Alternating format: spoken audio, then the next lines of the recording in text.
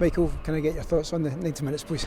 Hugely disappointing result. I thought the first half we performed well. We should be a couple of goals to the good. Obviously the boy makes a fantastic clearance off the line from Alfredo. Then from an excellent team move, Fashion goes through 1v1. Borna hits the post, and then we have another really good move where Nico gets in and maybe he should square it for a tap in for Malik, and he goes for the shot. So we go in at half time in a game where we're dominant, but we now need to be more decisive. They score a goal from nothing, a bit of a freak goal. And then it's important that you stay in the game because you'll get opportunities. And that's why I'm disappointed with the second goal. I think it might be a foul in the build-up in the middle of the pitch to Fashion, but the referee doesn't give it. And then you've got to defend the far post much better than what we did. After that, Rabbi and Tav have big opportunities to score. So it's a day where we didn't win in the boxes. We played some good football at times. You know, we know Aberdeen enforced their style on us, certainly after scoring a goal.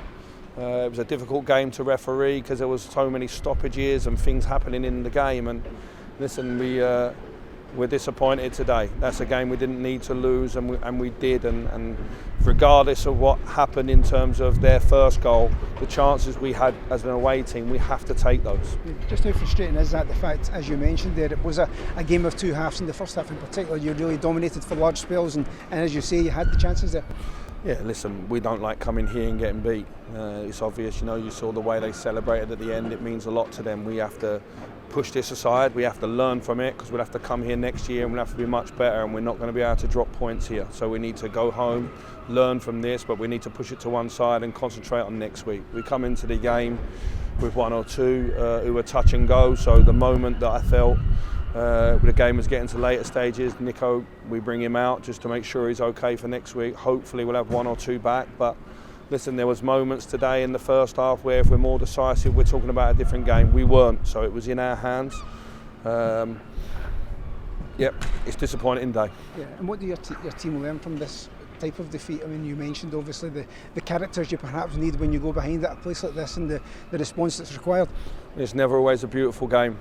You know, two teams make a game, two styles, and for large periods of today's game we were imposing ours on them. Certainly after they scored, all of a sudden with the crowd up and the way they had a few knocks and slowing the game down with maybe managing the clock. We mustn't get frustrated, we must play our football, we must learn from this. We've got some young players like Malik, Nico, Todd, they have to learn from it. This is what Scottish football and going away will be like on days like today with the wind and everything. When you get your moments, when you're on top in the game, you have to take them. If not, you make the game difficult for yourself. The game turned today on a freak of a goal. But I still thought after that we had the opportunities. If we stay, we defend that far post better, then obviously there's an opportunity for one or two of our chances, then we can be taken. But at both ends of the pitch, in the boxes, we weren't good enough today. That's the story of the game.